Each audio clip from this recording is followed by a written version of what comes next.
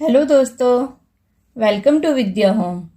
आज हम आपके लिए लाए हैं जूरिस्प्रूडेंस में केल्सन का विधि का विशुद्ध सिद्धांत, विशेषताएं, आलोचना और महत्व। तो चलिए देखते हैं केल्सन का विधि का विशुद्ध सिद्धांत। नंबर 1, विश्लेषणात्मक विचारधारा। विश्लेषणात्मक विचारधारा में केल्सन का सिद्धांत प्रमुख है। केल्सन ने अपने सिद्धांत में विश्लेषणात्मक प्रमाणवाद की विवेचना मनोवैज्ञानिक तत्वों के आधार पर की। इसलिए केल्सन और उसके समर्थकों को सामूहिक रूप से विधि शास्त्र की वियना शाखा के नाम से जाना जाता है। केल्सन का सिद्धांत विश्लेषणात्मक विधि के विकास का चरम बिंदु है। केल्सन की विधि कांट नामक विद्वान के विचारों से प्रभावित थी, जबकि ऑस्टिन बेंथम के विचारों से प्रभावित थे। नंबर 2, विधि के विशुद्ध सिद्धांत से तात्पर्य है कि विधि को बाह्य कारणों या सामाजिक विज्ञान से मुक्त रखना, ताकि विधि का विशुद्ध अध्ययन किया जा सके। विधि का विशुद्ध सिद्धांत विध्यात्मक विधि का सिद्धांत है। यह सिद्धांत मानकों की क्रमबद्ध श्रृंखला है, जिसमें मानकों को क्रम करके मानकों का स्तूप बनाया गया है। उच्च स्तर पर मूल मानक है और प्रत्येक मानक मूल मानक से बल प्राप्त करता है। उसी प्रकार विधिक व्यवस्था बनती है, जो परतों में एक सोपान की तरह होता है। विधि अपने विकास एवं निर्माण को स्वयं विनियमित करती है। नंबर 3, विधि एक मानकात्मक विज्ञान है, जिसमें मानक का विशिष्ट लक्षण होता है। यह विज्ञान के मानक से भिन्न होता है। विज्ञान के मानक में कार्य कारण का सिद्धांत निहित है। जैसे गुरुत्वाकर्षण के कारण सेब पेड़ से जमीन पर गिरता है। इस घटना को केल्सन ने जो कहा है, जबकि विधि के वाक्य का संबंध इस बात से है कि किस परिस्थिति में क्या होना चाहिए, अर्थात यदि कोई विधि का उल्लंघन करता है तो दंड मिलना चाहिए। दंड देने के लिए उसे न्यायालय में पेश किया जाना चाहिए, फिर न्यायालय के सामने सुनवाई की जानी चाहिए, फिर दोष सिद्ध हो जाने पर उसे दंड मिलना चाहिए, फिर सजा को लागू किया जाए। इस प्रकार कानून का नियम ऊपर के नियम से शक्ति प्राप्त करता है। केल्सन का सिद्धांत कहता है, विधि में चाहिए और नैतिकता में चाहिए में अंतर है। विधि में चाहिए का अर्थ है यदि दोष सिद्ध होता है तो दंड मिलना चाहिए, जबकि नैतिकता में चाहिए का अर्थ है कि जैसे सभी को सच बोलना चाहिए। प्राकृतिक विज्ञान का आधार कार्य कारण सिद्धांत पर आधारित है, जबकि विधि मानक पर आधारित है। नंबर 4, इसमें प्रत्येक विधि प्रणाली में से एक प्रधान मान या मूल मान होता है। उसी मूल मान से नीचे वाले मानक बल प्राप्त करते हैं।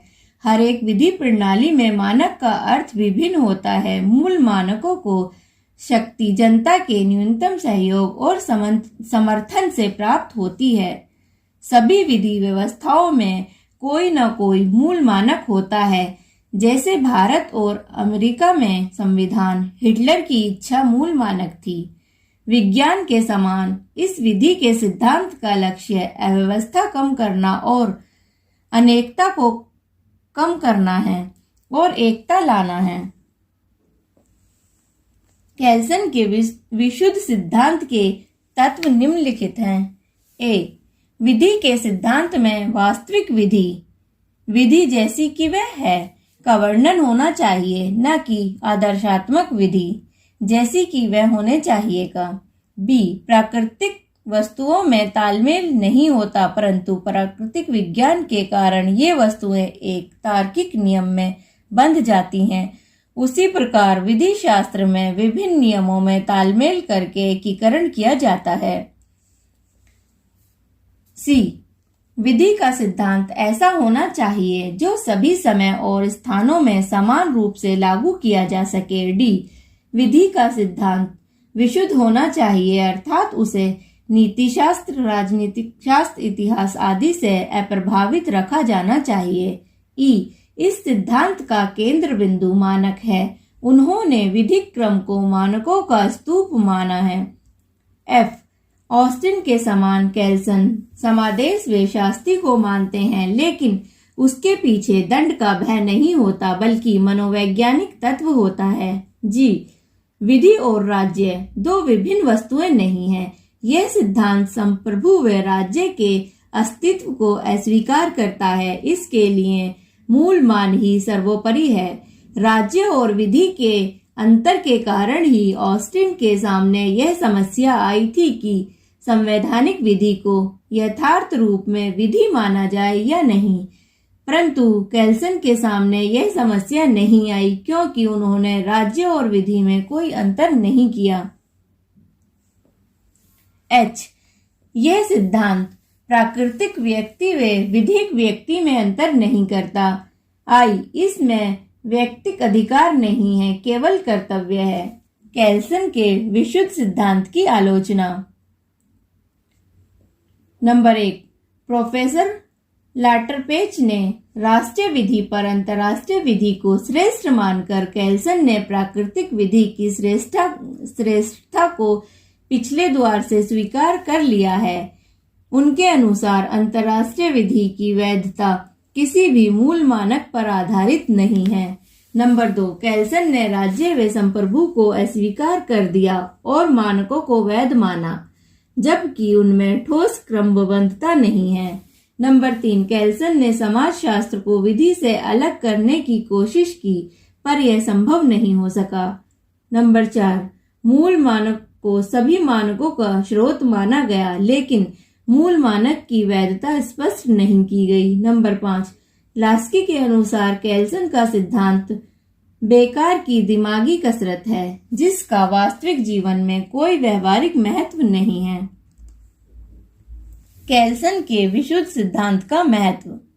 नंबर 1. राज्य और विधि के बीच अंतर नहीं है, अर्थात विधि संप्रभु के अधीन है। नंबर 2. कैल्सन ने विधि के स्वरूप को आदेशात्मक नहीं माना। नंबर 3. यह सिद्धांत अंतर्राष्ट्रीय विधि को राज्य विधि से श्रेष्ठ मानता है, जबकि ऑस्टिन राज्य विधि को श्रेष्ठ मानता है। नंबर 4.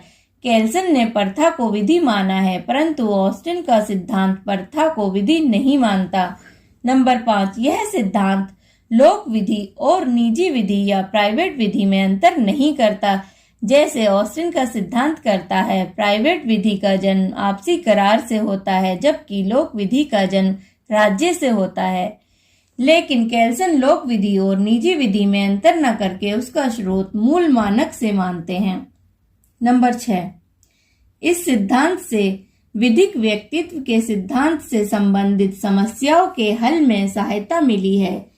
कैल्सन के अनुसार व्यक्ति विधिक मानकों की संक्रिया की इकाई है तथा अधिकार व कर्तव्य उसके रूप हैं। नंबर 7. कैल्सन ऐसी शुद्ध विधि का निर्माण करना चाहते थे जिस विधि को सभी समय और स्थान पर लागू किया जा सके। कैल्सन के सिद्धांत ने विश्लेषणात्मक सिद्धांत पर छाए हुए सामाजिक विज्ञान, इतिहास, नैतिकता आदि के प्रभाव से मुक्त किया और ऐसे तर्कसंगत विधि सिद्धांत की स्थापना की जिसे किसी भी विधि व्यवस्था में लागू किया जा सकता है। दोस्तों, विधि के विषय से संबंधित वीडियो और important notes and question bank के लिए नीचे दिए लिंक पर विजिट करें www.vidyahome.com। Thank you guys.